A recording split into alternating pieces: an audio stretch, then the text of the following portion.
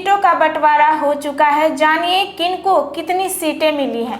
देखिए खुशी, सीटों के बंटवारे की लिस्ट जो आपके संवाददाता ने हमें भेजी है उसके मुताबिक Janata Dal United 102 seat, Bharatiya Janata party 101 seat, LJPR 25 जो चिराग पासवान की पार्टी है, लोक जनशक्ति पार्टी रामविलास उसको 25 से 26 सीट, हम को 7 से 8 सीट और आरएलएम जो उपेंद्र कुशवाहा की पार्टी है उसको 7 से 8 सीट।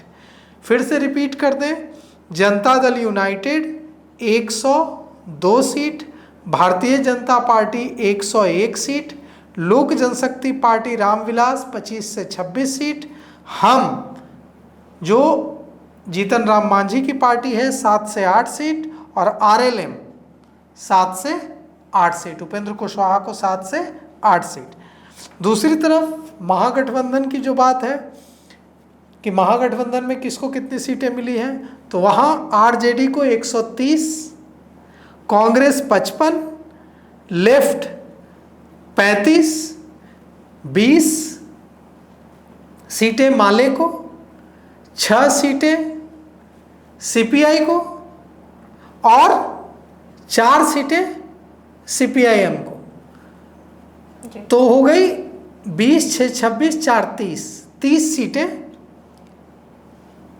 मिली हैं लेफ्ट को। लेकिन 35 हम इसलिए कह रहे हैं क्योंकि 20 सीटों पर मान नहीं रहा है माले, तो उसकी सीटें थोड़ी बढ़ाई जा सकती हैं। वीआईपी को कहा जा रहा है कि 10 से 12 सीटें मिलेंगी, लेकिन वीआईपी के बारे में भी कहा जा रहा है कि 10 से 12 सीटों पर नहीं मान रही है मुकेश सहनी की पार्टी, तो उनकी सीटें भी 15 से 20 की जा सकती हैं। जेएमएम और जो पशुपति पारस की पार्टी है राष्ट्रीय लोक जनशक्ति पार्टी, इसको आरजेडी के कोटे से 5 सीटें मिलेंगी। अब सवाल यह उठता है कि आपको इस लिस्ट में एक बड़ी चीज़ दिख रही होगी, वो यह है कि पहली बार ऐसा हो रहा है कि भारतीय जनता पार्टी, जनता दल यूनाइटेड और जदयू इतनी कम सीटों पर चुनाव लड़ रहा है। क्यों जनता दल यूनाइटेड कम सीटों पर चुनाव लड़ने के लिए तैयार हो गया? क्यों भारतीय जनता पार्टी कम सीटों पर चुनाव लड़ने के लिए तैयार हो गई? इसकी वजह क्यों राष्ट्रीय जनता दल कम सीटों पर चुनाव लड़ने के लिए तैयार हो गया? इसकी बड़ी वजह यह है कि बड़ी पार्टियों को यह लग रहा है कि अगर हमने दिल बड़ा नहीं किया, हमने त्याग नहीं किया, तो इसका नुकसान उठाना पड़ सकता है, हम अपने साथी खो देंगे और चुनाव में वोटों का बिखराव हो जाएगा। इसलिए बड़ी पार्टियां अपना दिल बड़ा करके त्याग कर रही हैं। राष्ट्रीय जनता दल त्याग कर रहा है।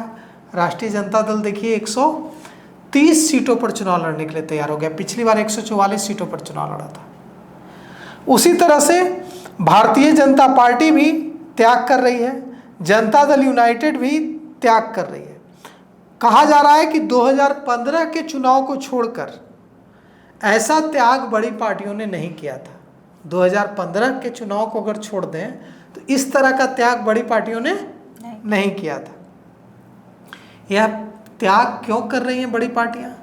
यह त्याग बड़ी पार्टियां इसलिए कर रही हैं क्योंकि उन्हें इस बात का डर सता रहा है कि अगर वे त्याग नहीं करेंगी तो छोटी पार्टियां पाला बदल लेंगे। और इसीलिए 2025 के चुनाव में अगर आप तुलना करेंगे तो आपको दिखेगा कि पिछली बार से भारतीय जनता पार्टी 9 कम सीटों पर लड़ रही है। 2020 से अगर आप कंपेयर करेंगे तो भारतीय जनता पार्टी 9 कम सीटों पर लड़ रही है। और जनता दल यूनाइटेड कितनी कम सीटों पर लड़ रही है? 13। जनता दल यूनाइटेड 13 सीटें कम पर लड़ रही है पिछली बार की तुलना में, और भारतीय जनता पार्टी 9 सीटें कम पर लड़ रही है। 2020 में भारतीय जनता पार्टी 110 सीटों पर चुनाव लड़ी थी और 74 सीटें जीती थी। वहीं जनता दल यूनाइटेड 115 सीटों पर चुनाव लड़ा था और 43 सीटों पर जीत हासिल हुई थी जनता दल यूनाइटेड को। राष्ट्रीय जनता दल के बारे में हमने बताया ही आपको कि 144 सीटों पर चुनाव लड़ा था राष्ट्रीय जनता दल 2020 में, और इस बार 130 सीटों पर चुनाव लड़ रहा है। कांग्रेस 70 सीटों पर 2020 में चुनाव लड़ी थी, इस बार 53 से 55 सीटों पर या 56 सीटों पर चुनाव लड़ेगी।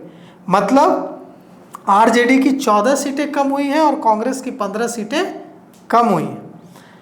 अब सवाल यह उठता है कि यह जो दिखा रहा है, इससे क्या दिख रहा है? यह दिखा रहा है कि मजबूरी, छोटी पार्टियां मजबूरी बन रही हैं बड़ी पार्टियों की। बड़ी पार्टियों के लिए अब यह मुमकिन नहीं है कि वे छोटी पार्टियों को दरकिनार कर दें और अपने दम पर चुनाव लड़ जाएं और जीत जाएं।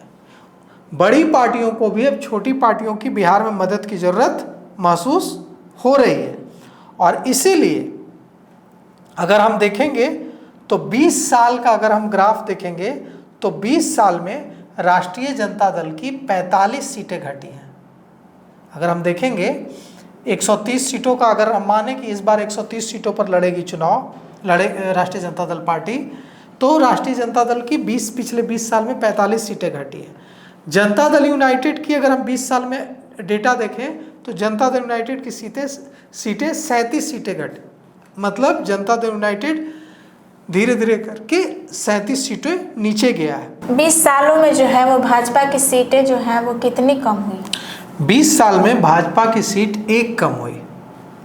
अगर हम 20 साल का डेटा देखेंगे तो भारतीय जनता पार्टी को कोई ज़्यादा नुकसान नहीं है, क्योंकि भारतीय जनता पार्टी ने धीरे धीरे अपना जनाधार बिहार में बढ़ाया है।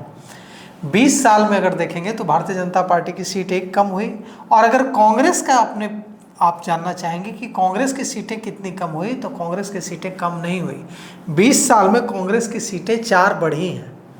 और इससे एकदम साफ है कि जो रीजनल पार्टी है, जैसे हिंदुस्तानी अवाम मोर्चा, सेकुलर, लोक जनशक्ति पार्टी रामविलास, राष्ट्रीय लोक मोर्चा उपेंद्र कुशवाहा की पार्टी, वीआईपी विकासशील इंसान पार्टी, इन छोटी पार्टियों का कद बढ़ा है। और इन छोटी पार्टियों का कद बढ़ने की वजह यह है कि जाति आधारित राजनीति में उनके पास एक फिक्स्ड वोट बैंक है। जैसे चिराग पासवान, बिहार के पासवानों ने चिराग पासवान को अपना नेता मान लिया है। जहां चिराग पासवान जाते हैं वहां पासवानों का जो 6% वोट है उनके साथ चला जाता है। तो चिराग पासवान की एक ताकत है कि वे 6% वोट के मालिक हैं। उसी तरह से जीतन राम मांझी के पास भूया मुसहर वोट है, वो दावा करते हैं उनके पास 80 से 90 लाख वोट है। उसी तरह से उपेंद्र कुशवाहा के पास, जो उनकी पार्टी है राष्ट्रीय लोक मोर्चा, उनके पास, उपेंद्र कुशवाहा के पास भी एक बढ़िया वोट बैंक है कुशवाहा समाज का। वीआईपी जो पार्टी है विकासशील इंसान पार्टी, उसके पास मल्लाहों का वोट है, निषाद का वोट है।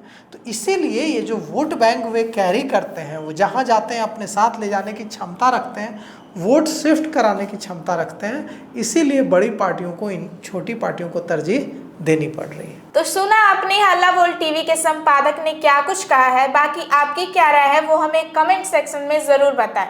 तब तक के लिए धन्यवाद।